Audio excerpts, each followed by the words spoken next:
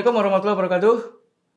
Para pemirsa Lamin Ilmu, kita bertemu lagi di Lamin Ilmu Podcast untuk edisi spesial ini karena bintang tamunya, guest star kita ini nggak biasanya. Kalau biasanya kita menghadirkan orang-orang yang memang bergelut di bidang hukum untuk urusan-urusan yang sifatnya itu betul-betul hukum. Kali ini kita agak beda. Kita kebetulan kedatangan ini pemain bola ini, pemain bola ini. Baru ini ada pemain bola datang ke Lamin Ilmu Podcast ini, Coach. Ini biasanya yang datang ke sini ya karena kita fakultas hukum ya biasanya ya orang-orang yang belajar hukum. Ini yang datang pemain bola. Pemain bola legenda yang sudah malang melintang, nanti kan bisa diceritakan Coach ya. Pernah main di mana aja. Ini legenda bola. Terus kok bisa nanti mampir ke sini? Nah, coba nanti kita lihat, kita akan bicara-bicara apa hubungannya bola dengan hukum. Kan gitu, Coach. Dengan ilmu hukum dengan sepak bola. Nah, kita guest star kita hari ini adalah Coach Marwal Iskandar. Kenapa saya panggil Coach? Karena sekarang beliau udah nggak lagi bermain secara aktif dan sekarang beliau melatih klub dan menjadi instruktur untuk lisensi pelatih yang dari PSSI gitu Coach ya. Selamat datang Coach di Fakultas Hukum Universitas Muhammad Rahman Samarinda. Ya Coach, dulu kan pernah di Borneo ya Coach ya. Pernah ngelatih di Coach? Pernah ya 2015. Jadi sebelumnya Samarinda udah nggak asing lagi sebetulnya. Udah pernah ada di sini, sudah akrab dengan ini ya, akrab dengan situasi di Samarinda. Jadi lebih familiar kalau kita ketika kembali ke Samarinda ini. Bahkan 6 bulan yang lalu saya pernah menatar di sini license. Untuk yang lisensi C. Lisensi C. Oke. Kembali lagi untuk lisensi D yang. Ini udah ada hubungannya dengan hukum ini, Coach. Sepak bola ada hubungan dengan hukum. Nah, karena untuk melatih harus punya legalitas. Nah, punya legalitas dalam bentuk license itu. Iya. Jadi nggak legalitasnya.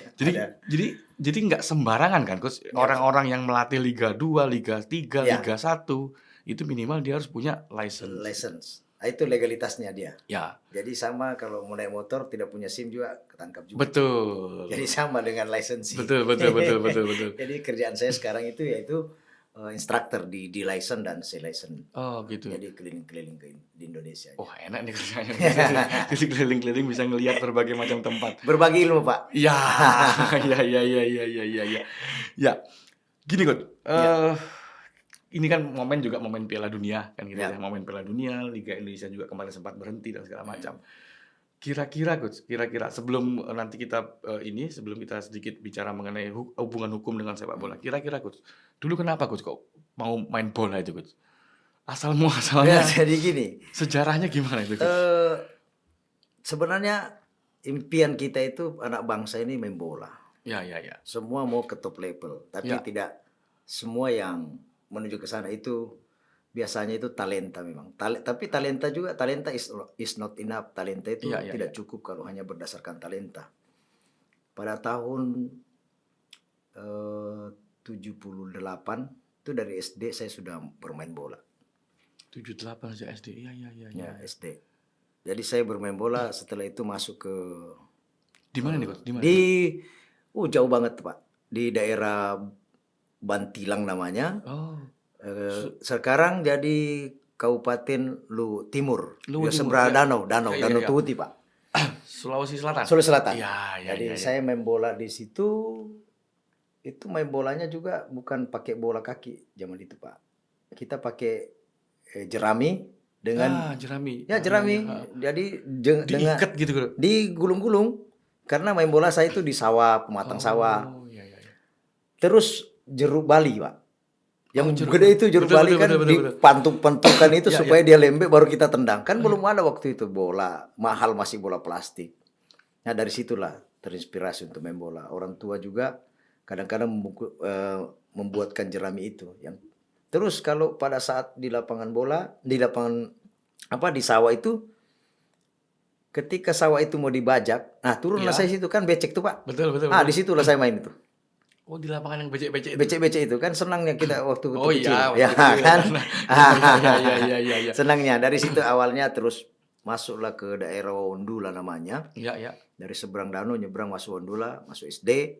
Wah, ngeliatin lah senior-senior. Ada namanya Jakarta, ada klub banteng dulu itu IKTL, terus ada lihat orang asing di Sorako itu. Oh, Dulu kan perusahaan Inco itu, Pak. betul betul. Jadi Heeh. biasa ada antar departemen. Iya iya iya. Jadi saya itu dari Wondula itu naik sepeda, kadang-kadang lari itu 17 kilometer tuh Pak, gunung-gunung. Pergi nonton untuk liatin saja itu orang asing main bola. Ada Mr. John, Oh. Mr. Jack. Wah, luar biasa. Mereka bukan pemain pro kan? Bukan. Orang-orang perusahaan. Perusahaan. Oh. Tapi kan pada saat itu perusahaan itu selalu ada antar departemen dia. Oh, pertandingan Dan klub-klub gitu. ada Alligator, ada Dinamo, Iya. ada klub banteng dan lain sebagainya. Banyak itu. Banyak. Nah, orang-orang asing pun datang main bola situ. Karena kan mereka kerja. Nah, setelah itu terinspirasi lagi, orang tua masukkan di pesantren. Oh, coach itu pesantren coach ya? Pesantren Dato' Sulaiman. Luar biasa. Iya. Jadi masuklah pertama cari lapangan bola aja. Karena kita hobi main bola. Main bola, iya betul. Tapi masuk di pesantren karena rata-rata masuk di pesantren itu biasanya orang yang agak-agak bagaimana sih ya? Yang kecilnya nakal itu. Jadi dimasukkan dalam situ. Kata biar orang tua bilang biar dia sadar dalam situ. Biar tobat. Ternyata saya hanya cari lapangan bola di dalam itu. Nah, ada nggak coach? waktu itu pesantren kalau alumni pertama Dato' Sulaiman belum ada itu di Kerok lah. Ada beberapa guru dalam pembina, ada Pak Satu Alang, masih ingat coach ya? Pak Suyuti, terus Pak Saripudin Daud sekarang jadi pimpinan pondok, Pak Kiai, terus Amirullah, terus Pak Tegorejo dan beberapa guru yang lain. Nah, setelah itu diakal-akali lah, dibuatkanlah kita lapangan mini untuk main bola, untuk menarik lah. Iya. Alhamdulillah sampai sekarang itu ada lapangannya, Pak. Oh, berarti coach masih ke Ponpes itu masih sering ke situ ya? Sering, masih saya suka ke sana. Kebetulan juga saya ketua IKA alumninya. Oh, sampai sekarang. Iya. Nah, dari situlah ada pertandingan-pertandingan antar sekolah, masuklah saya di Palopo lagi untuk ikut-ikut. Nah, sampai tahun 91 saya ikut Suratin Cup. Ya, Suratin Cup. Dari Suratin Cup ikut Gaspa Palopo dan lain sebagainya sampai itu proses memang. Ya. Nah, tapi saya latihannya itu memang orang biasa latihan itu main bola jam 4 sore, saya sudah lari itu jam 2:30, jam 2. Jadi ada tambahan, ada Masjid Agung itu dulu lah karena kita belum punya metode seperti saat ini orang-orang main bola. Iya. Taunya kita itu ada tangga-tangga kayak tadi kita naik tangga ini. Betul. Itu kadang-kadang 100 kali, Pak. Turun naik. Latihan fisiknya. Itu saja dulu kita lakukan. Iya, karena metodenya belum ada. Sarana prasarana yang ada cuma itu. Itu yang kita lakukan. Dan itu tendang bola pun juga ya memang dulu diajar kita itu bahwa itu main bola datang dengan sendiri, dan saya tidak pernah terlatih. Setelah Suratin baru tahu namanya dilatih. Itu pun latihan yang Pak David Pasande sudah almarhum, Pak Joni Kamban, dan ini ada beberapa pelatih. Setelah Suratin, saya selesaikanlah studi di bawah sana. Ada studi. Iya. Selesai studi itu di Suratin tembuslah ke Jawa. Jadi mewakili Sulawesi Selatan waktu itu. Iya. Sampai ke Jawa itu masih kita main di Sidoarjo Suratin tahun 91 sampai di Argo Pantes Tangerang itu. Balik lagi ke Palopo main di Gaspa. Setelah itu saya merantau ke Bontang. Pernah di Bontang saya. Pernah di Bontang. Di PKT. Iya, di juniornya di situ ya. Terus pernah main di PT Badak itu medical department. Jadi kalau antar departemen di LNG gas, saya pernah di situ main. Saya main di medical bersama Pak Estepanus, ada Bagong, ada Almasuri dan ada sebagainya. Musbar Borneo, kawan-kawan di atas. Jadi sebetulnya Kalimantan ini nggak asing lagi, coach ya? Nggak asing, Pak. Saya pernah. Udah tahun 90-an udah kesini. Sudah. Bahkan saya pernah mewakili itu kampung, mungkin kalau kita dari sini tuh mau ke Sangatta namanya Teluk Pandan. Iya, Teluk Pandan ada itu di pertigaan itu. Dulu itu kan mayoritas di situ masyarakatnya mengaji. Betul. Nah, saya datanglah diajak main bola, main di Sangatta. Itu masih lewat betul. sungai. Nah, di sanalah itu saya sempat jadi pemain terbaik di situ di Sangatta. Itu KPC. Nah, setelah itu saya pulang ke Sulawesi lagi. Saya gabung lagi di Porda waktu itu. Juara daerah. Porda daerah. Ini dipusatkan di Makassar. Kami Lu itu masih satu kabupaten dulu, sekarang sudah terbagi 4. Pemekaran. Oke. Jadi kabupaten Luwu itu hanya satu dulu. Saya juara Porda, saya kapten kesebelasannya. Bermain di Makassar, kami juara Porda. Dari situlah Porda saya terpilih lagi untuk ikut PSM tahun 95, 96. Tapi saya memilih untuk masuk ke PON dulu. Jadi saya PON PON 14 tahun 96 Iya, di iya. Jakarta. Saya ikut Sulawesi Selatan. Dari situ belum masuk PSM lagi. Ikut dulu pas pulang dari PON itu kami semifinal. Iya, iya, iya. Sulawesi Jadi Selatan, yang juara itu Jawa Timur, dia Jawa orang Timur. Bejo, Jawa Timur waktu itu. Iya. Bejo, Sugiantoro, Hairil Anwar dan lain-lain. Itulah, Pace. Iya. Pulang dari sana saya ditunjuk lagi untuk mewakili PSM di Habibie Cup di Parepare. Jadi di Habibie Cup itu saya pemain terbaik, best player dari beberapa kabupaten yang ada di Sulawesi Selatan dan ada satu klub dari luar. Jadi setelah itu selesai pemain terbaik, terpilihlah untuk masuk ke PSM. Masuk ke PSM, setelah dari PSM itu lama 1,5 tahun. Jadi gabunglah di PSM saya, Pak. PSM. Dari PSM itu perjalanan karir saya. Terakhir dari PSM itu kita ikut Piala Winners. Iya, pernah Piala Pernah Winners. dengar ya? Iya. Pernah waktu itu gabunglah, ini ada dari Arema kawan kita. Iya. Getuk, Joko Joko Susilo, ya, terus betul. Kuncoro, gabung Ya, di situ. ya. Rumah lah sama saya. Pulang dari sana kita ikut lagi PSM itu mewakili Indonesia main di Piala Bangabandu Cup. Agakan namanya dulu. Tapi diganti dengan Bangabandu Cup di Bangladesh. Nah, setelah pulang dari sana saya hijrah ke Persikota, Pak. Tahun 97. 96-97. Lama kan di Persikota? Di Persikota 5 tahun, alhamdulillah 5 tahun. Iya. 5 tahun di situ 2007 sampai 2002 di prestasi diberikan di Persikota itu Piala Puputan, Piala ini sampai semifinal lah waktu itu. Jadi Persikota itu digelarnya Bayi Ajaib. Iya. Kan pernah. Baru muncul kan. Iya, baru muncul. Dari situ, Pak, saya setelah 2001, 2002 saya pindah ke Persiden Denpasar. Iya. Dari Persiden gabung ke Persib Bandung. Nah, setelah Persib Bandung saya gabung ke PSMS Medan. Dari PSMS Medan saya gabung ke Persipura Jayapura. Juara Liga waktu itu kan? Ya, juara Liga 2005 Persipura. Iya. Betul. Bintang pertama itu. Iya. Dari sana gabung lagi ke Persija. Wah, ini lengkap nih, Gus. Lengkap Jadi berbagai macam pulau udah kena semua nih. PSMS Sumatera. Ya. Lalu kemudian di Jawa ada di Persebaya. Ya. Lalu kemudian ada di Jakarta, Ada Persib Bandung. Ya. Lalu kemudian di Bali pernah. Ada Perseden. Ya, di mana di Papua ada Persipura. Di mana di Kalimantan juga pernah. Pernah. Lalu kemudian di Bontang tadi kok Bontang, di Bontang. ya. Lalu kemudian di Sulawesi jelas pasti. Ya, pasti. Di Persipura Pulau Papua kan, Pulau Jayapura. Ini panjang nih, Sabang sampai Merauke, semua pulau besar. Semua pulau besar, Pak. Jadi obsesi memang itu. Luar biasa. Itu. Nah, setelah dari Persija saya gabung ke Persebaya. Dari Persebaya sudah masuk di Delta Sidoarjo sempat. Iya, Delta Sidoarjo. Dari situ pindah ke Persikap Kabupaten Bandung lagi. Bahkan saya pernah main di sekarang namanya Kalteng Putra, dulu Persepar Palangkaraya. Iya, dulu Palangkaraya. Iya. Setelah itu saya masuk lagi di beberapa klub, terakhir 2010-11 di usia 43 tahun. Gantung sepatu.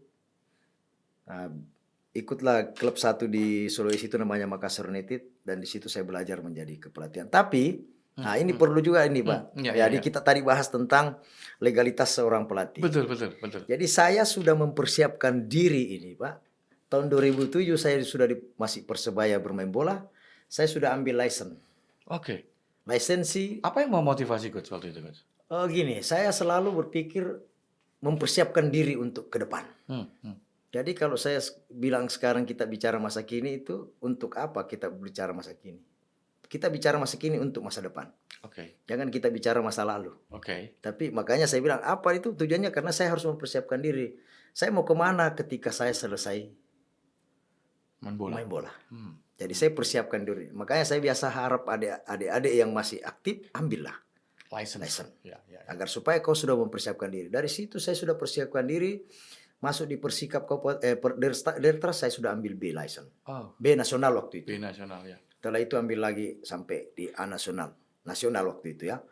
Nah, benar terjadi ketika saya pensiun main bola 2010, 2011, 12, saya sudah melatih di PON Sulsel, mendampingi almarhum Ali Baba, terus saya latih Bang BPD Sulsel Bar, ya, melatih di Makassar United, melatih di beberapa. 2011 akhir itu ada tawaran saya melatih di Friends United, itu di Malaysia, Pak. Friends United, oke. Friends United itu, ya, saya melatihnya di sana di mixnya itu akademi profesionalnya di mixnya ini Malaysia, Indonesia dan ada beberapa anak Iran dari luar. Dari berbagai Negara. Oke. Nah, tapi di Friends ada juga Friends Indonesia, ada Friends Malaysia. Jebolannya ikut yang Jebolannya sekarang itu Rahmat Irianto. Oh, Rahmat Irianto dari sana, dari Friends ya? Ya, yang anaknya Bejo. Betul. Nah, itu dari usia 12 tahun kita bawa ke sana. Itu pemain versatil juga tuh, bisa di mana-mana tuh. Ya, itu dia multi ya. Bisa di gelandang, bisa di ya, belakang Pak. Ya, kita ciptakan pemain itu yang bisa bermain di beberapa posisi atau utility players namanya. Jadi bisa bermain di beberapa. Jadi pelatih tidak pusing untuk menempatkan pemain itu dan dia mampu di situ. Ada satu lagi bagus tuh saya lihat tuh di usia-usia muda seperti Robi Darwis yang itu. Persib. Ya. Itu bagus tuh anak itu. Oke. Ada beberapa banyak lah bagus-bagus saya lihat dengan adanya ini kita lihat. Dari situ saya melatih di Malaysia selama 4 tahun. Panjang juga. Nah, 2015 lah. Ya. Kebetulan Borneo pada saat itu baru pertama kali naik di Liga 1. Liga 1, betul. Saya gabung lah di sini. Saya menjadi asistennya Arkan Yuri. Kita bersama Soler. Betul. Sama Arif, pelatih kipernya. Ya. Dan beberapa teman-teman yang lain. Di situlah saya mengawali di Borneo. Oke, berarti panjang juga Coach ya sampai sekarang. Sekarang lagi nggak megang klub nih Coach ya? Enggak, saya menjadi instruktur. Nah, dari saya belajar itu dibawa dulu, di guide dulu, jadi asisten berapa kali itu banyak. 2010, 11 itu sudah mulailah. Tapi setelah itu pergi ke Malaysia melatih, saya diajar terus oleh ada guru saya belajar sama beliau itu Sultan Harhara banyak saya. Jadi bahkan waktu ketika saya masih main bola ini Pak, ini mungkin jarang pemain. Saya dilatih oleh Coach Sultan Harhara, Coach Rahmat Dermawan, siapapun pelatih saya. Ketika saya beliau melatih di lapangan, apa yang dilatihkan saya tanya, setelah itu saya pulanglah di kamar, bukan saya tidur dan mandi, tapi saya pindahkan apa yang ada di lapangan itu. Saya ambillah catatan itu, saya menulislah catatan. Itu belum kursus pada saat itu. Oke. Itu materi latihan pada waktu itu gitu Coach? Ya. Dipindahkan saya bikin catatan. Jadi sampai sekarang ya. Jadi Coach belajar untuk memahami taktikal yang dikatakan. Apa yang dilatihnya. Saya tanya apa tujuannya. Karena kita pelatih itu harus tahu objektif training apa yang. Jadi itulah saya tanyakan. Sampai di Malaysia pada saat itu saya pernah ngobrol sama Pak Sultan Harhara, Coach Sultan. Saya bilang izinkan ilmu yang saya dapatkan ini. Bahkan saya pernah ngomong sama Pak Rahmat, izinkan saya pakai ilmu ini. Karena apa yang saya hafal betul karena saya pelaksana, pelakunya gitu loh. Pemainnya. Jadi saya tahu pasang konnya ini. Saya tahu apa tujuannya. Misalnya counter. Nah, kita latihannya begini belakang. Dipasanglah kon di sana. Rupanya counter. Zaman itu Pak. Sampai saya ikut-ikut lagi diajari menjadi instruktur. Nah, dan alhamdulillah sampai sekarang. Coach. Penasaran nih Coach, ini karena fakultas hukum Coach ya, karena punya. Jadi waktu selama main sampai dengan sekarang pernah punya masalah-masalah hukum nggak Coach kira-kira Coach? Begini. Ini perlu masalah hukum ya. Punya masalah-masalah hukum nggak kira-kira nih Coach? Begini, jadi selama saya main bola itu pernah ada sebenarnya, cuman kan itu kita belum paham juga di situ ya. Misalkan kita kontrak sekian. Tapi akhirnya dikasih sekian. Pernah gitu? Pernah, ada beberapa itu dulu kontraknya lain, lain dikasihnya. Loh itu kalau zaman sekarang udah langsung bisa dilakukan tuntutan, gugatan. Tapi kan dulu kita ini ada beberapa dulu itu dulu. Nah sekarang saya belajarnya dari situ, learning by doing, belajar dari apa yang saya lakukan. Saya ketika sudah masuk lagi sudah dari 97 mulai itu berubah. Mempelajari selalu itu hak dan kewajiban kita. Inilah saya harap kepada pemain-pemain Oke. harus mempelajari itu Oke. hak dan kewajibannya. Haknya apa, kewajibannya apa. Yang tertuang di dalam kontrak. Dalam kontrak di Oke, adendum itu Betul, ada betul, di betul, Coach. adendumnya. Betul, Coach. Ini Betul. kadang-kadang biasa saya lihat pemain malas itu, maaf dalam tanda kutip ya. Ya, ya. Ini harus diedukasi. Itu ya. kontrak pemain sekarang tuh rata-rata 5 sampai 10 halaman, Coach. Kadang-kadang yang dilihat yang paling penting kan Terakhir. angkanya, Angka dan terakhirnya. Iya.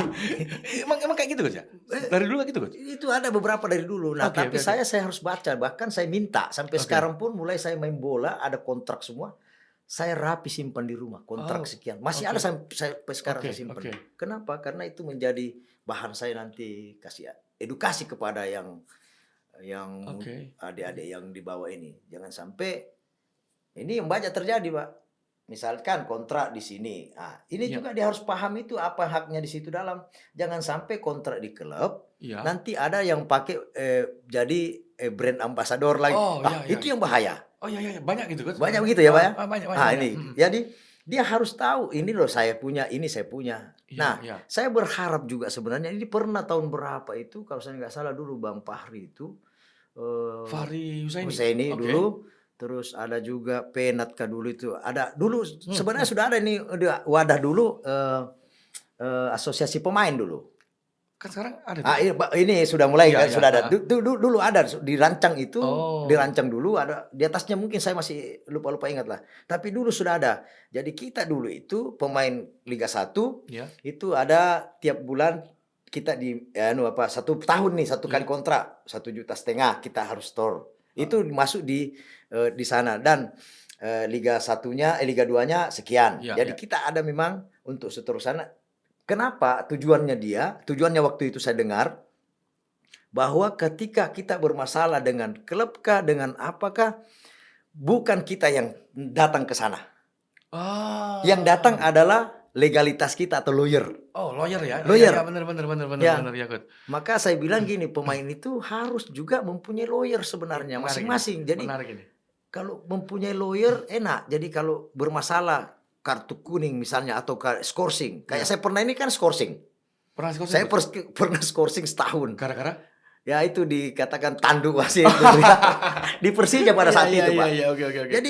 Jadi saya sendiri yang datang karena saya belum paham. Harusnya kan ada saya punya lawyer sendiri itu memudahkan. Misalkan datang, masa saya minta remisi sama orang yang bagaimana? Iya, kan? iya, Kan tidak. Betul. Jadi saya harapkan supaya dia profesional, ya pemain ini harus memahami atau perlu kali edukasi lebih bagus menurut saya supaya ketika pre-season ke apa diberi informasi bahwa begini loh kontrak harus pakai lawyer. Hak dan kewajibannya ada Hak di dan sini. kewajibannya ada Ketika sini. ada misalnya tawaran terkait dengan di luar pertandingan atau di luar urusan bola seperti itu. Kan sekarang bintang iklan kan rata-rata pemain bola semua. Pemain bola, iya, Pak. Ya kan itu kan bagaimana kedudukannya dia harus respect terhadap dirinya, terhadap klub dan juga terhadap ini kan itu. Ini nggak tiba-tiba bikin kontrak sendiri. Gitu ya, ini yang saya maksud tadi itu ya. Kita yang maksud itu kalau kita kontrak misalnya, ini saya kebetulan saya berada di Borneo nih ceritanya. Kontrak kok di klub Borneo. Ya jangan pergi kontrak di tempat lain, kamu bisa kena penalti. Betul. Nah, ini yang banyak terjadi juga. Betul. Pergi mengambil. Inilah. Nah, seharusnya dia paham, bahwa saya kontrak situ. Nanti di sini yang segalanya itu ini di sini yang atur. Nah, ketika bermasalah begini nanti ada apa-apa, ya harus juga punya lawyer sendiri. Iya. Lawyer sendiri. Sehingga nanti semua ini bukan kita yang datang. Wah, ini peluang ini Gus bagi lawyer-lawyer yang ada di saya harap yang mendengar saya, ini. Peluang juga, tapi ini juga jangan merasa bahwa pemain yang ada lawyernya merasa rugi, tidak, malah menurut saya memudahkan untuk segala. Dia tidak pikir apa-apa lagi, pikir taunya main, nggak ada apa-apa, bukan saya maju kamu maju. Betul. Beberapa pemain dunia pun juga pakai.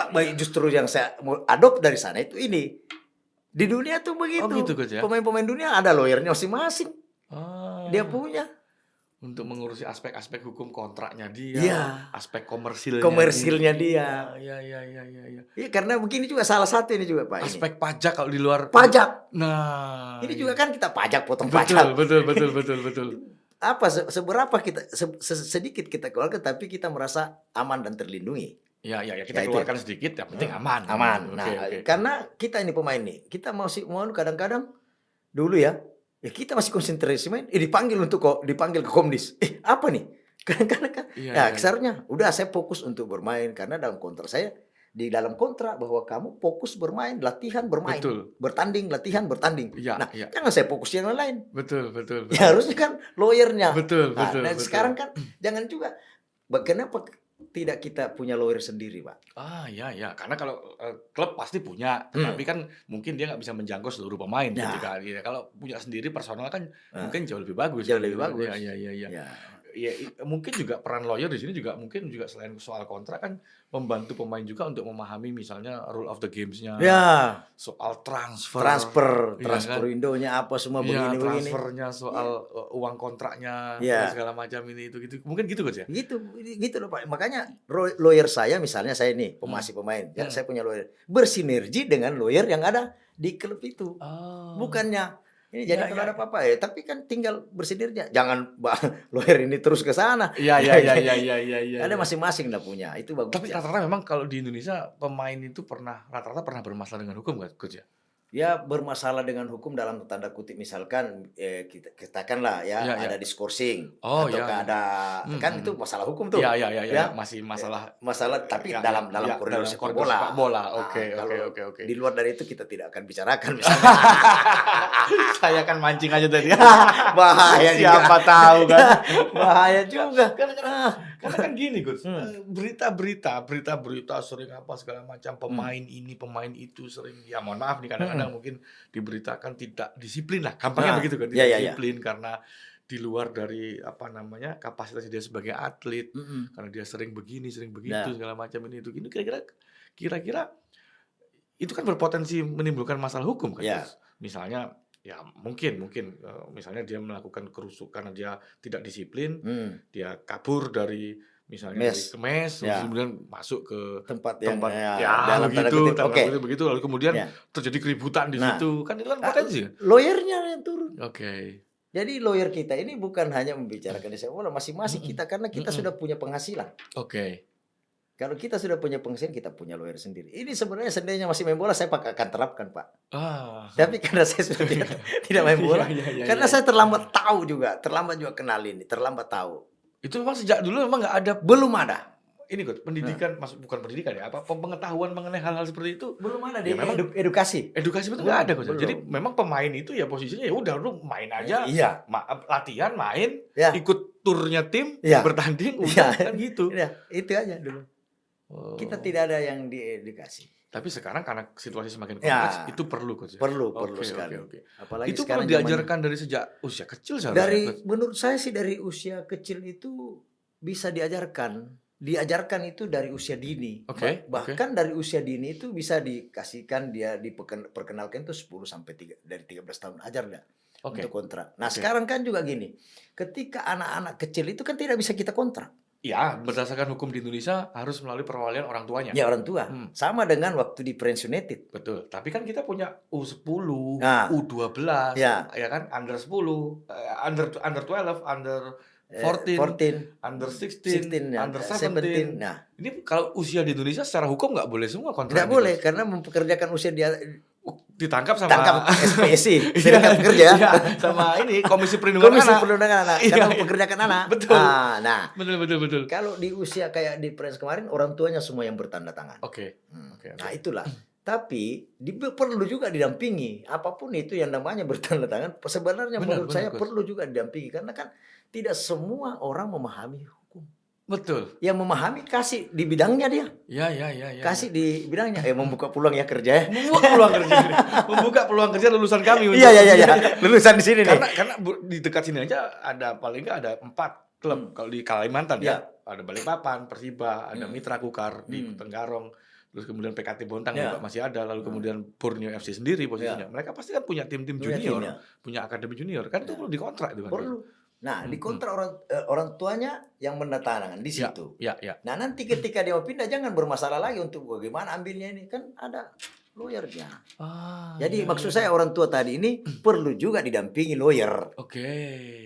Gitu di usia muda. Betul. Tapi ini sebenarnya hal-hal yang ketakutan orang mungkin. Kita bayar. Tapi ini bukan, ya tidak mungkin juga minta 1 miliar kontrak. Iya, enggak. Enggak lah. Iya, Bisa dibicarakan win-win Bisa. solution lah. Ya. Kekeluargaan Kekeluargaan, bisa. iya, bisa. Apalagi kalau di Fakultas Hukum ada untuk yang seperti itu, kalau sekedar konsultasi aja gratis. Nah, itu Bisa datang ke sini. bagus sekali nih. Bisa datang ke sini. Inilah justru tertariknya Iya. saya datang ke sini nih. Di apa namanya nih? Lamin Ilmu Podcast. Lamin Ilmu. Yang kedua lagi Pak, Iya, ada iya, nih. iya. Saya pelajari sekarang itu juga perlu kita beri edukasi juga pemain-pemain ini mungkin ya dari usia dini juga Oke. diajarkan tentang bagaimana manajemen keuangan dia sendiri. Ah. Ya. Nah, ini beberapa saya lihat pemain-pemain tidak bisa manage dia punya uang. Contohlah saya sendiri dulu waktu masih muda. Iya. Harus pinter kita manage. Nah, ini juga perlu dengan diedukasi. Terus di situ juga dia bisa juga pakai lawyernya bagaimana mengajarkan itu edukasi. Bagaimana kalau saya pinjamkan apa sesuatu orang harus itu Pak. Oke. Jadi kalau perlu itu sebenarnya satu orang di Indonesia ini setiap orang itu Ada pemain. ada lawyernya. Iya. Katakanlah satu klub itu punya 20 pemain profesional. Ya. Ada 18 klub Liga 1. Ya. 20 kali 18 udah hampir 400 Ya. di setiap kota. Ya. Nah, ini peluang bagi setiap lawyer yang ada di setiap kota yang ada klub Liga Ya. 1 atau Liga 2-nya untuk seperti itu. Wah, Ya. ini luar biasa ini. Ya kalau bisa datanglah sana edukasi lah atau Iya, apa berbagi kan itu pahala juga Betul, datang berbagi. betul, Nah, betul. siapa tahu tertarik mereka gimana. Iya. Alhamdulillah kalau dia ayo karena salah satu safety Oke. kepada pemain itu. Oke. Jadi kan bukan hanya lawyer sebagai apa ya. ini Betul, safety. betul. Nah, yang tadi kita kembali lagi masalah usia berapa diedukasi. Oke, Dari oke. kecil Pak diedukasi.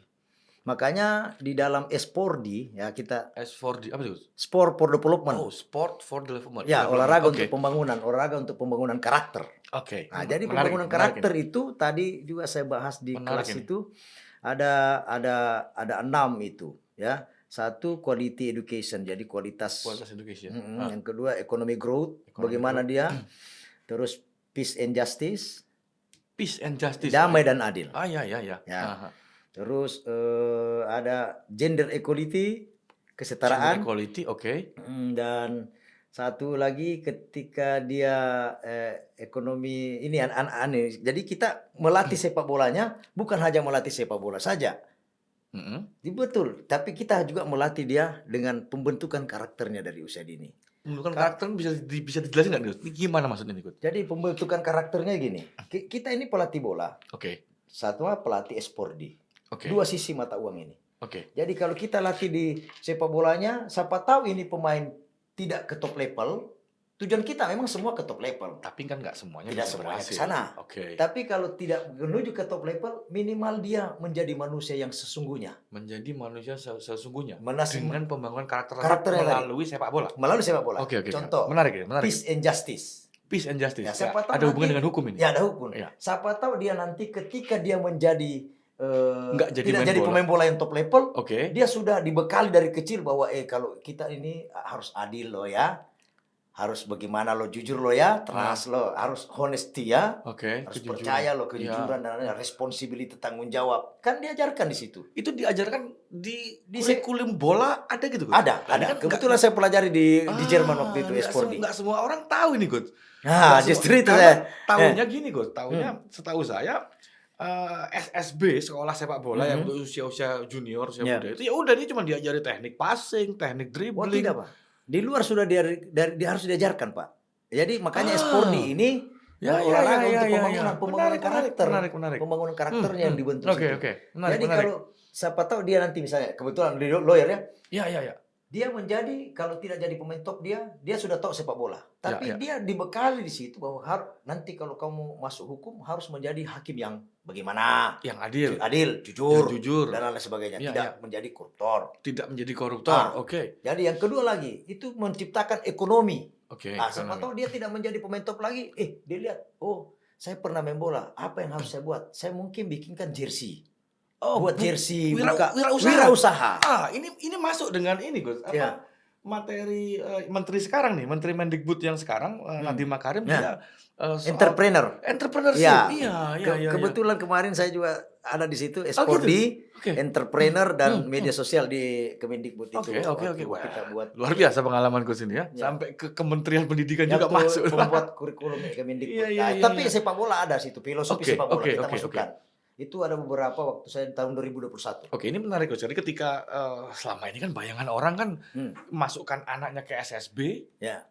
anak usia 6 sampai usia 14 tahun Ya. masukkan ke SSB, satu ya supaya dia punya ini aja, punya hobi aja begitu. Yang kedua, taunya kita ya kalau di SSB ya diajari tadi hanya teknik passing, dribbling, shooting dan segala macam. Tapi kita baru tahu nih kalau ada yang namanya S4D itu tadi, melalui sepak bola diajarkan nilai-nilai kehidupan gitu Coach. Nilai-nilai kehidupan, nilai-nilai kejujuran. Itu lewat latihan Coach. Bukan di kelas kan? Bukan di kelas, tapi dia visual. Dia lihat langsung kita praktekkan. Contohnya gimana? Contohnya gini, misalkan ada dribbling. Oke, dribbling nih. Ada benar dan salah, positif dan negatif. Oke. Di sini dia dribbling bola. Oke. Kita tinggal menyebut positif dan negatif. Sebut misalnya malas mandi. Negatif. Dia akan dribbling ke lokasi yang ke situ ya. Kita sebut rajin ibadah. Dia pergi dribblingnya ke negatif, kita feedback dia. Rajin ibadah bagus atau tidak? Bagus. Nah, kenapa kau dribbling ke sana? Nah, diajar korektif itu ya. Korektif. Jadi diajar dia tentang quick thinking. Oke, quick cepat thinking. Berpikir dan cepat ambil keputusan karena sepak bola quick decision. Sekarang sepak bola quick thinking and quick decision. Cepat berpikir dan cepat ambil keputusan. Oke. Nah, terus dribble. Oke. Kita buatkanlah corners. Oh, yang ini Kak contoh. Oke. Ada tulisan-tulisan. Nah, dribblenya itu dia harus menghindari ini tulisan negatif. Tapi di sepak bola dianggap hindari lawan. Ada tulisan-tulisan itu, misalkan malas mandi, narkoba. Oke. Bisa dibayangkan nih Coach. Jadi kalau pemirsa pembelajar lamin ilmu ini, pembelajar ilmu hukum ini, jadi gini. Misalnya ini coachnya nih Coach ya. Ditulis. Ada tulisan. Misalnya malas beribadah. Kan begitu. Anak kecil ini dikasih supaya dia menghindari dengan bola. Tapi juga sekaligus mata dan pikirannya akan teringat ke situ tulisan. Jangan malas beribadah. Malas beribadah adalah hal yang harus dihindari. Luar biasa sekali. Jadi sekalinya pendidikan sepak bola pun juga bisa dibuat untuk menjadikan. Makanya sepak bola itu kalau kita bawa dengan kebaikan dia akan baik. Oke. Jadi yang kedua, bukan hanya di sepak bola sebenarnya, Pak. Di olahraga apapun. Berhubung saya di pemain sepak bola, jadi saya bawa ke sepak bola. Tapi itu menarik, Coach. Ini informasi yang mungkin nggak semua orang tahu ketika kita masukkan anak kita ke SSB, bukan hanya mendapatkan pendidikan technical bola saja, tapi juga pendidikan karakter. Yang ini kemudian akan bermanfaat bagi dia ketika dia jadi pemain bola pun level top, dia menjadi orang yang punya karakter yang bagus. Ketika dia tidak menjadi pemain bola pun dia bisa tetap memiliki karakter yang bagus di profesi yang lain. Nah, buat kami misalnya, kalau anak-anak itu dari kecil sudah diajari Anda harus fair play, Anda harus respect terhadap kan kalau di sekarang kan di jersey itu kan respect itu kan sejak kecil sudah diajari soal respect, diajari soal fair play, diajari soal kerjasama, membagi secara berkeadilan begitu kan Coach posisinya. Berarti anak itu nanti besarnya pun juga akan membawa karakter itu. Itulah tujuan kita sebenarnya mendidik di SSB. Oke. Kalau tidak bisa menjadikan ke top level, dia minimal kita menjadikan human being. Manusia yang berguna ke depannya. Ya kalau sudah kayak gini, kalau semua orang masuk SSB, posisinya dengan metode kurikulum yang seperti itu, pembelajaran yang seperti itu, ya kedepannya koruptor akan turun nih Coach. Ya kan? Jumlah koruptor, yang sekarang udah biarin aja, kan begitu. Kita mulai dari sekarang, 20 tahun ke depan, katakanlah anak ini sekarang umur 10 tahun ya, 10 tahun kemudian dia akan berusia 20 tahun posisinya. 20 tahun ini mungkin ketika 22, 23 dia mungkin nggak bisa sampai ke top level, dia mungkin akan ganti profesi. Dia kuliah yang benar, mana. Tapi kan dia sudah punya basic. Oke, berarti Sudah punya pondasi dia ini dari sekaligus kecil. promosi SSB juga nih. Ya. Jadi sekarang posisinya Ya, nggak usah khawatir nih. jangan usah khawatir. Para orang tua memasukkan ke Memasukkan SSB, anaknya. dia akan Ya. dapat double nih. Ya. Satu, pendidikan bola itu Ya. sendiri, kedua pendidikan karakter. Oke. Nah, yang kedua lagi Pak, ini juga mau ditanamkan juga ini kepada orang-orang tua. Kita tanamkan dulu ini. Di usia muda itu kan ada kita kenal di filosofi sepak bola dengan kurikulumnya, ada kita kenal fase, tahapan Pak. Oke. Usia 6 sampai 9 tahun itu fasenya adalah kegembiraan. Jadi dia datang gembira, ada pertandingan, biarkan main aja. Iya main, anak kecil. Metodenya kita mengajar dia itu belajar main. Ada metode melatihnya. Fokusnya kita adalah menanamkan kecintaan sama bola. Disitulah bisa diisi dengan spordi. Itu tahapannya Pak. Bukan tidak ada fokusnya kita bagaimana mencintai sepak bola. Fokusnya bagaimana anak ini dari kecil sudah diisi dengan edukasi yang karakter sedikit-sedikit. Tidak ada fokus di juara situ. Jadi ini maksud saya tadi orang tua yang lain SSB harus pahami tidak ada fokus juara. Jangan tekan atau jangan target. Jangan target. Juara bonus. Jangan dulu anak-anak itu diberi beban harus jangan menang juara bonus. Karena menang kan persoalan soal winning mentality tidak mau kalah gitu ya. The winning mentality, ciptakan the winning mentality. Nah, sekarang kita masuk ke fase 10, 11, 12, 13 tahun. Fase ini adalah fase pengenalan teknik atau pengenalan skill. Ajarkan dia semua teknik mulai dari 1 lawan 1, first touch, dribbling, passing, heading, shooting. Itu belajar. Kenapa?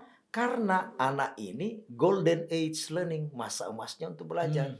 Metode melatihnya dia adalah belajar main atau pengantar skill, komponen skill dan game. Nah, fokusnya terutama menanamkan dulu bagaimana mengenalkan teknik, pengenalan teknik dia. Bukan fokus juara. Ini yang juga orang banyak salah paham ini. Nah, di situ lagi kita ajarkanlah tentang tadi itu spordi. Karena masa emasnya untuk belajar, karena di situ juga bahaya. Di situ dia cepat itu kalau kita bilang tulisan-tulisan jangan begadang atau semua kita harus di sinilah karena masa emasnya dulu diisi terus saja. Bukan dulu di fokus juara. Kalau di pelatihnya pun sudah fokus juara berarti sudah melupakan. Ada satu hebat itu saya dengar itu Michael Sablon. Di usia muda, jika Anda mengejar gelar juara di usia muda, maka Anda akan melupakan proses perkembangan individu. Jadi jangan mengejar gelar juara di usia muda itu. Perkembangan individunya yang kita harus. Betul. Baik itu individu, karakternya kita harus kasih tahu. Nah ini tadi sampai 13 tahun, 14 sampai 17 tahun kita bahas lagi. Fasenya di situ adalah fase pengembangan permainan 11 lawan 11. Metode melatihnya P3M kalau di kurikulum kita filosofi. Passing exercise, possession game, pace of play dan game. Nah, fokusnya bagaimana bermain 11 lawan 11. Ajarkan dia tentang IGT, individual, group dan timnya itu. Berarti nanti pasnya ke atas 18. Ya 18 ke atas. Masih yang anak. Tapi itu saya tertarik sekali. Berarti ini kalau saya ngajar di kelas ini. Ngajar di kelas. Gimana cara mencegah korupsi kan begitu? Saya bisa bilang begini, masukkan SSB. Ya bisa. Bisa. Tapi ya pelatihnya juga harus diedukasi. Makanya yang sekarang ini kan belum semua nih Coach. Belum semua. Indonesia belum gitu ya Coach. Iya. Masih metode lama ya, Ada filosofi kita kenalkan. Dulu ada filosofi kita sampai sekarang kita punya filosofi. Di situ ada filosofi, masuklah spordi itu. Masuklah spordi. Jadi tinggal kita modify latihannya bagaimana mempertahankan karena ini yang tujuan utamanya kita ini adalah ketika kita tidak menciptakan pemain ke top level, minimal kita menciptakan manusia yang sesungguhnya yang tadi itu tidak korupsi, menjadi hakim yang baik, yang jujur, yang adil. Jadi tidak usah ragu. Nah, pelatihnya harus diedukasi. Benar. Makanya di SSB itu jangan sampai kita akademi atau SSB itu jangan sampai kita salah mendidiknya di usia itu. Makanya di luar itu orang-orang expert yang mempunyai edukasi yang knowledge tentang bagaimana anak-anak karakteristik anak-anak kita harus tahu karakteristiknya anak begitu masih bermain, wow dia mau terus bergerak. Nah kasihlah dia pesan-pesan moral, itulah pesan-pesan moral. Dan itu Karena akan diingat terus, Coach, diingat karena terus. dia melaksanakan itu dengan bahagia, Ya, kan? dengan Sambil bahagia, sambil bahagia, dia Iya, senang. iya, iya. Ya pesan-pesan moral. Sesekali diancam loh, kalau kamu belum sholat, Nah, saya nggak mau ngelatih nih. Ya, Bisa gitu, Coach? bisa, Oh, bisa Pak. iya, iya. Contoh saya Iya, iya, iya. sekarang ini ada pondok pesantren Al Hasanain itu di Kota Mobagu Pak. Sulawesi Selatan juga? Sulawesi Utara sana. Sulawesi Utara, oke. Bolang Mangondo. Pondok Pondok pesantren Al Hasanain itu Islamic Soccer School. Wah, menarik lagi nih. Nah ini menarik lagi ya, Islamic Soccer School. Jadi sekolah yang berbasis sepak bola. Jadi di situ slogannya sepak bola iyo, ngaji iyo. Wah, Tahfiz di situ Pak. oke. Jadi dan di situ kami juga di sana itu saya salah satu pembinanya di sana dan pelatihnya juga. Kawan saya itu Maulana Malik. Ya. Di dalam pesantren ini di hari latihannya itu 3 kali sampai 4 kali seminggu latihan, kami menerima agama apapun. Karena di sepak bola di sport ini ada namanya toleransi. Oke. Kita empati. Ada orang susah kasih masuk, kita empati. Oke. Ya siapapun yang mau datang situ. Jadi Sejak kecil udah diajarkan sejak kecil. begitu, Coach, ya? Jadi ada agama non Muslim, misalnya ada Hindu, Buddha, Kristen, Katolik. ya. Datang dia latihan bolanya. Yang Muslimnya masuk di pondoknya ngaji, Oke. penghafal. Ya. Nah 3 bulan itu kita target 3 bulan harus 1 juz. Wah, luar biasa. Ya, Nah, ya. yang non Muslim ini dia baca apa? Kamu datang harus baca kitabmu juga. Oke. Ini yang saya juga lakukan lagi di kampung saya sendiri di Palopo ini, saya dirikan MI7 Soccer School. Marwal Iskandar 7 Soccer School. Oke. Nah, ini saya dirikan situ. Nah, nanti ini saya setiap datang saya panis dia, misalnya dia terlambat saya panis dengan lagu-lagu NKRI. Kebangsaan juga. Kebangsaan. Oke. Saya harus bikin itu, Pak. Lagu hafal ini karena sudah tidak pernah lagi diajarkan di sekolah-sekolah kayak itu. Anak-anak Sekarang lagunya pop semua. Bahkan anak-anak kecil udah bisa lagu Korea, Coach. Nah, itu dia. Mana lagu-lagu kita ini? Garuda Pancasila. Ya. Nah, makanya tadi saya kemarin ngajar itu. Iya. Ada terlambat. Ada terlambat saya suruh hafal Garuda Pancasila. Untung dihafal, Coach. Untung dihafal. Ada juga yang saya suruh, coba padamu negeri. Nah, tadi pagi padamu negeri. Harus diedukasi itu panis tapi mendidik. Oke. Gitu loh. Oke. Nah, yang kedua kalau dia ini kamu jangan datang kalau tidak menghafal surah-surah pendek. Nah, misalnya Iya. Al-Ikhlas. Nah, saya harus edukasi itu. Nah, terus suruh hafal Pancasila. Oke. Edukasinya itu supaya itu anak-anak terbentuk dari kecil, kecil. bukan dari besar.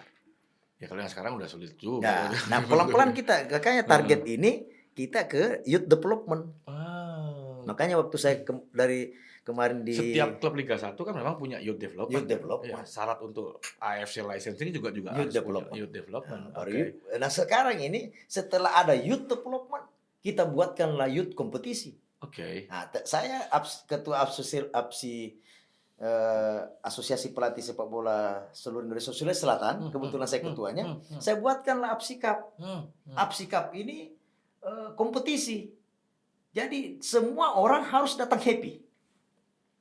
Semua orang harus datang. Harus datang happy. Oke. Karena Oke. di situ saya tanamkan anaknya usia 10 tahun dan 12 tahun. Bermainnya hanya Sabtu dan Minggu. Sabtu usia 10 tahun, Minggu usia 12 tahun. Slogannya di situ 3B. 3B apa itu? Bermain, belajar, belajar, bergembira. Oke, ada belajarnya ini yang menarik. Belajarnya satu, bukan hanya ini, bagaimana ketika kau tabrak teman, kamu rasa respect, fair play. Karena anak kecil itu tidak ada yang sengaja untuk, memang belum ada nafsu untuk mencederai. Belum ada untuk mencederai orang. Tapi sudah diajarkan ketika kamu jatuhkan temanmu, tarik dia salam. Dia adalah kawanmu. Betul. Ketika nanti dia usia sudah masuk pemain pro level usia 20-an ke atas, ketika sudah dia tertanam. Sudah tertanam, iya, sudah tersimpan di motor learning, sudah tertimpan di kognitif dia dari kecil. Benar. Hargai wasit. Oke. Hargai penonton. Oke. Hormat kepada penonton. Hargai penonton. Terus penontonnya pun saya edukasi. Jangan kau teriak-teriaki karena anak begini tidak boleh dibebankan. Benar. Jadi semua di situ diedukasi. Ini sudah berjalan sudah 6 minggu di Palopo sana. Seseluruh raya saya buatkan. Bukan apa ya? Saya sangat mencintai itu pembentukan begitu karena kebetulan sekarakter. Kebetulan saya pelajari waktu saya di Espordi ke Jerman itu. Oh, maksudnya coach ini di luar negeri udah lama begini coach? Udah lama. Oh, Udah, makanya kita tidak heran lagi. Kita ini baru, tapi kenapa tidak kita adopsi yang yang bagus-bagus bagus-bagus. ya? Ya, saya setuju juga coach ketika ya pada akhirnya saya malam ini malam ini menemukan situasi ketika posisinya ketika saya tanya gimana caranya supaya bisa menghasilkan jaksa yang baik, hakim yang baik, polisi yang baik. Sejak kecil masukkan aja di SSB yang punya S4D. Yang pernah punya Espordi itu pembentukan karakternya. Karena kan di usia kita ini saya juga dulu nih gini Pak. Saya alumni Pondok Pesantren Datuk Sulaiman. Rupanya kalau bertentangan dulu orang tua pinginnya begini. Tapi ternyata di usia muda itu adalah pembentukan karakter. Tidak boleh kita dulu paksakan ini anak begini-begini. Tidak, karakter dulu. Usia SMP. Karena kan masuk pesantren itu tamat SD. Nah, berarti usia 13 tahun. Karakter usia 12. Nah, SD SSB ada usia 10 dan usia 12 tahun, 13 tahun. Karakter bukan di kita targetkan juara. Makanya di kompetisi saya ada orang tuanya teriak, saya bilang, tidak boleh teriakin terlalu beban anakmu. Anak kecil jangan diberi beban. Jadi biarkan dia bermain. Biarkan dia bermain dengan sendirinya. Karena dia datang bahagia. Karena begini, minggu ketiga saya masih di Palopo itu hari, dia pekan ketiga lah dia bermain. Dia kalah. Dia nangis, Pak. Nangis kasihan. Saya bilang, kenapa nak? Om, kalau Om tidak main lagi besok. Saya bilang, tidak. Jangan takut. Minggu depan kita main lagi. Tapi di daerah lain. Kita buat di Porsgi, di Lamasi sana. Kita datang di Lamasi. Datang di alhamdulillah Om main lagi. Main. Kau menang sekarang. Draw Om. Besok, minggu depan kita main lagi di daerah Suli ya. Pergi lagi. Jadi saya putar ini supaya anak-anak itu tidak bosan. Itulah kompetisi. Jangan buat yang turnamen 1 hari, 2 hari. Kasihan kan anak-anak. Karena kecewa di situ. Saya belajar tentang violent prevention juga. Violent prevention. Ya, kekerasan dalam sepak bola, Pak. Ini menarik lagi nih, kekerasan. Ini pasti ada hubungan dengan hukum juga ini pasti. Ya, kekerasan dalam sepak bola. Jadi kalau anak-anak itu tersakiti, dia kan kalau dia tidak main lagi kasihan kan langsung gugur, itu kan sakit itu. Kalah. Iya. Gugur dia. Pasti dia bilang, tidak main lagi. Mau diajak latihan malas lagi. Karena dia sistemnya langsung gugur di situ. Padahal ini anak fasenya dia lah fase bermain. Iya. Jadi buatkanlah di kompetisi. Iya. Nah, kekerasannya di situ kekerasan interpersonal. Kekerasan interpersonal. Iya. Dia depresi, dia galau, bahaya. Bisa pelariannya kemana-mana. Kemana-mana, bisa jadi ke tempat lain. Dia tidak mau latihan, dia pergi sembarang kan. Ngelem ya, itu bahaya. Hukum lagi kan. Betul. Jadi violent. Itu kekerasan, Pak. Oke. Menarik ini. Itu kekerasan jadi banyak. Jadi ini juga salah satu ya. Saya bilang ini. Kekerasan itu bukan hanya kita lihat itu orang adu jotos dan lain sebagainya. Tapi kekerasan itu contoh lah satu ya. Ketika kita meneriaki pengadil di lapangan atau pemain, wasit lah katakanlah. Wasitnya gini loh, bahaya ya. Kita tidak tahu di sampingnya ada keluarganya. Sakit nggak dia? Ya iya, Coach, bapaknya dihina. Ya, pasti sakit. Pasti kan dari situ nanti timbul, kau tadi dilempar, dikata-katain ini siapa? Dia dicari, berkembang dia. Ini yang terjadilah selamanya kekerasan dalam sepak bola. Oke. Jadi hukum nggak sampai ke situ, Coach. Ya itu harus mungkin juga bisa dibuatkan hukum. Benar. Menghina, mengata-ngatain, menghajungkan jari tengah saja bahaya. Itu tidak boleh, itu kekerasan. Jadi kekerasan itu ada interpersonal, ada intrapersonal, ada intergrup, ada intragrup. Ini salah satu bahaya, orang bisa memanfaatkan situasi-situasi yang begitu. Jadi ini perlu diedukasi dalam. Dan hukum juga harus beradaptasi dengan itu kalau gitu caranya. Hukum sampai hari ini terus terang Coach belum banyak masuk ke area supporter. Soal tragedi Kanjuruhan sampai sekarang pun juga masih belum selesai kan, Coach. Itu kan salah satunya karena perangkat hukum yang kita punya pun nggak sampai ke situ, belum sampai ke situasi pertandingan tuh belum, Coach. Situasi olahraga juga belum. Artinya memang dari sisi hukumnya pun juga harus berkembang, mengikuti perkembangan yang ada di sisi olahraganya, dari sisi sportnya, kan gitu, Coach. Ini juga satu, Pak, kalau misalnya masalah hukum nih, kita bahas masalah hukum ya. Saya biasa menyarankan bahwa semua SSB itu atau akademi harus berbadan hukum, ada akte notaris. Akte pendiriannya akte ada. Pendirian. Perkumpulan. Perkumpulan. Betul. Saya di Sulawesi Selatan, Ya selama ini Sulawesi Selatan sudah hampir 60 SSB saya subsidi. Ini coach malam ini menginspirasi satu pekerjaan untuk lawyer. Sekarang kerjaan untuk notaris. Ya. Wah, ini bisa sumber. Nanti kalau ada notaris yang nonton ini Ya. harus berterima kasih sama kita nih, coach. Karena dia punya lahan baru ini. Ya, jadi artinya kita berbagi. Ya. Itu kan rezekinya. Kita hanya punya ide, inspirasi saja. Benar. Ini kan Tapi saya setuju, obrolan jadi Ya, ya. tapi saya setuju, coach. Nah, 60 itu di Sulawesi Selatan saya buatkan akte notaris. 60 SSB punya akte notaris berbadan hukum. Ya, itu dari APSI subsidi. Oke. Jadi biasanya mungkin dengerin itu maaf ya APSI-nya teman-teman semua di notaris Kalimantan. ya biasanya kan mungkin Bapak lebih Ya, paham nih berapa ya. di kalau di sana. Benar. Di notaris biasanya berapa gitu kan? Satu ini perkumpulan. Nah, saya di Sulawesi Selatan saya subsidi, mereka hanya bayar 1 juta. Ya cukup anu lah ya. Murah sekali. Ya, itulah nanti saya tidak tahu ya di tempat Ya. lain. Nah, ini tapi sekarang ini saya stop dulu sementara karena saya butuh target karena setiap tahun saya akan buat lagi. Nah, makanya di Sulawesi Selatan ini APSI banyak. Ya, dengan dia berbadan hukum dia akan lebih terlindungi. Ya, yang kedua dia bisa dapat subsidi karena sudah legalitasnya ada. Benar, Yang kita bicara tadi legalitas. Betul. Jadi segala sesuatu itu harus kamu punya tahu legalitas. Ya, kalau kamu tidak punya legalitas tidak bisa karena aturan dibuat ini harus ada legalitasnya. Regulasi dibuat ini pasti ada legalitas. Betul. Sama aturan dipakai helm, kalau kamu tidak pakai helm ya kena ke hukum. Tilang. Ya, itu konsekuensinya. Begitu semua sebenarnya. Aturan dibuat ini bukan untuk mencederai kita, tapi itu melindungi Protek sebenarnya. sebetulnya. Melindungi kita. Betul. Luar biasa nih. Malam ini notaris juga kecipratan rezeki ini.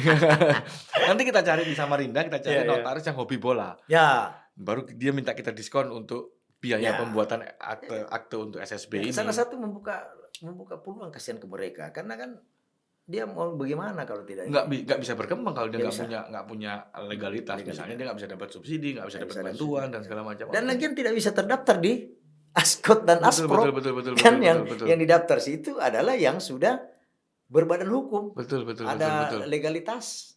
Betul. Oke. Nah, luar biasa sekali Gus diskusi kita.